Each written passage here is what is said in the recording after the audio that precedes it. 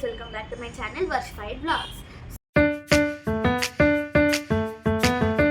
So I am an interior designing student pursuing my masters in Hyderabad. So ఇవాళ అయితే నేను video చేసే topic వచ్చేసి ప్రిన్సిపల్స్ ఆఫ్ డిజైన్. మీకు thumbnail చూస్తేనే అర్థమైపోయి ఉంటుంది. So let's get into the video. So ఇప్పుడు మనం డిస్కస్ చేసుకోబోతున్న టాపిక్ ప్రిన్సిపల్స్ ఆఫ్ డిజైన్. అందులో మనకైతే 7 టాపిక్స్ అయితే సబ్ డివిజన్ అయి ఉంటాయి. ఆ 7 టాపిక్స్ ఏంటంటే balance, proportion and scale, rhythm, harmony, emphasis, contrast and unity. ఈ 7 టాపిక్స్ అయితే మనం డిస్కస్ చేసుకోబోతున్నాం. సో మనకి ప్రిన్సిపల్స్ ఆఫ్ డిజైన్లో ఫస్ట్ టాపిక్ వచ్చేసరికి balance. So balance is nothing but which creates a visual stability. మనకి ఒక రూమ్ చూస్తున్నప్పుడు ఆ రూమ్లో ఫర్నిచర్ ఎలిమెంట్స్ అనేవి ఎలా ప్లేస్ అయి ఉన్నాయో మన ఐ అనేది ఒక విజువల్ స్టెబిలిటీని క్రియేట్ చేస్తుంది. ఆ విజువల్ స్టెబిలిటీ అయ్యే కేటగిరీస్ 3 కేటగిరీస్ అనేది ఉంటాయి మనకి బ్యాలెన్స్లో. ఆ బ్యాలెన్స్లో ఉండే 3 కేటగిరీస్ ఏంటంటే firstly symmetrical balance, second asymmetrical balance and third is radial balance. So symmetrical balance వచ్చేసరికి మనమే ఒక రూమ్ అనుకున్నాం. సో ఆన్ బోత్ సైడ్స్, ఇప్పుడు ఒక రూమ్లో ఒక both sides same elements, like మనమే ఒక రూమ్ అనుకోండి, ఇటువైపు సేమ్ హ్యాండ్ అండ్ ఇటువైపు same hand. So equal on both sides, that is symmetrical balance. And coming to asymmetrical balance, ఇప్పుడు ఒక బెడ్రూమ్నే తీసుకుంటే మధ్యలో బెడ్ అనేది కంపల్సరీ. ఇటుపక్క కార్నర్ టేబుల్ అండ్ ఇటుపక్క కూడా కార్నర్ టేబుల్ ఉంటే బోత్ సైడ్స్ ఈక్వల్ ఉంది కాబట్టి సేమ్ ఎలిమెంట్ కాబట్టి that is symmetrical balance. And asymmetrical balance ఇప్పుడు సేమ్ ఎగ్జాంపుల్, ఇటుపక్క ఒక కార్నర్ టేబుల్ ఉండి బెడ్ పక్కన అండ్ ఇటుపక్క బెడ్ పక్కన ఒక సింగిల్ స్టాండింగ్ ల్యాంప్ ఉంటే బోత్ సైడ్స్ ఎలిమెంట్ అనేది ఉంది, వెయిట్ అనేది కరెక్ట్గానే ఉంది, కానీ డిఫరెంట్ ఎలిమెంట్. ఒక సైడ్ ఒక ఎలిమెంట్ ఉంటుంది అండ్ ఇంకో సైడ్ ఇంకో ఎలిమెంట్ ఉంటుంది. That is asymmetrical balance. And coming to radial balance, ఒక రూమ్లో సెంటర్ పాయింట్ నుంచి ఒక షాండిలియర్ ఉంటే ఆ రూమ్లో షాండిలియర్ ఈస్ మిడ్ పాయింట్. దాని చుట్టూ ఫర్నిచర్ ఎలిమెంట్ ఏదైతే ప్లేస్ అయ్యిందో దాన్ని మనం రేడియల్ బ్యాలెన్స్ కింద కన్సిడర్ చేస్తాం. సో ఇప్పుడు మనం బ్యాలెన్స్ చెప్పుకున్నాం కాబట్టి సో నెక్స్ట్ టాపిక్ వచ్చేసి emphasis. Emphasis is nothing but ఒక రూమ్లో 4 వాల్స్ ఉంటే 3 వాల్స్ కామన్గా ఉంటాయి and one wall will be the focal point.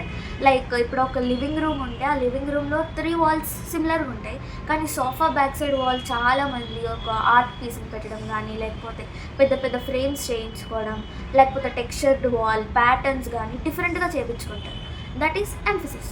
ఇప్పుడు మనం ఒక రూమ్లోకి వెళ్తున్నప్పుడు మన ఐ మూమెంట్ అనేది షార్ప్గా ఆ ఫోకల్ పాయింట్ మాత్రమే వెళ్తుంది. That is the emphasis point. This is called emphasis. అంతే. ఇప్పుడు ఒక రూమ్ని 3 వాల్స్ కామన్గా ఉన్నప్పుడు ఒక వాల్ మాత్రం డిఫరెంట్గా ఉంటే that is the focal point, that is called emphasis. So మన లాస్ట్ టాపిక్ ఎంఫసిస్ చెప్పుకున్నాం కాబట్టి ఇప్పుడు మన టాపిక్ వచ్చేసి proportion and scale. Proportion and scale is సింపుల్గా చెప్పుకోవాలంటే ఇప్పుడు ఒక పెద్ద రూమ్లో చిన్న చిన్న ఎలిమెంట్స్ ప్లేస్ చేస్తే ప్లేస్ అనేది వేస్ట్ అవుతుంది and it looks very odd.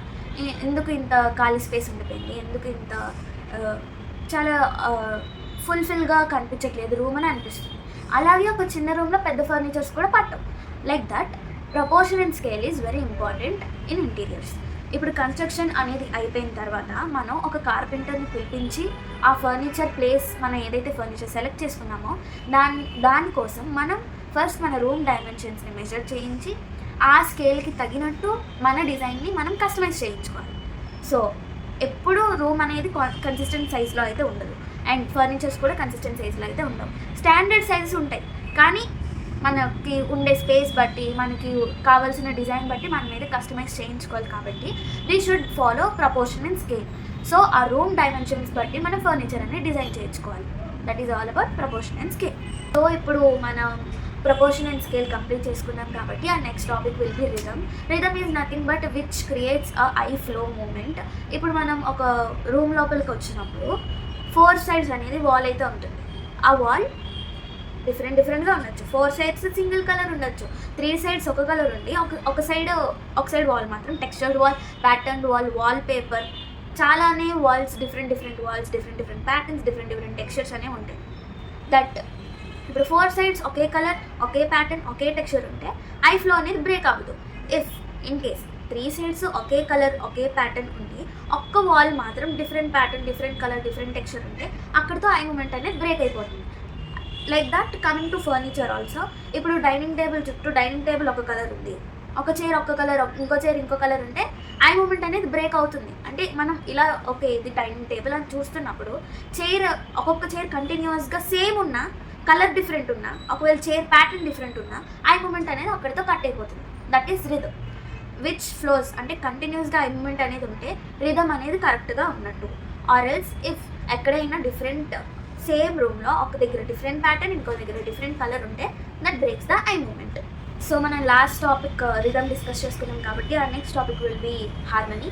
Harmony అని ఆ వర్డ్ మనం డైలీ లైఫ్లో కూడా మనం యూజ్ చేస్తుంటాం. లైక్ ఎక్కువ గొడవలు అవుతున్నప్పుడు ఆఫీసెస్లో, ఇంట్లో అండ్ హార్మనీ బ్రేక్ అవుతుంది, చాలా డిస్టర్బ్డ్గా ఉంది. Yes, harmony in interiors also work like that.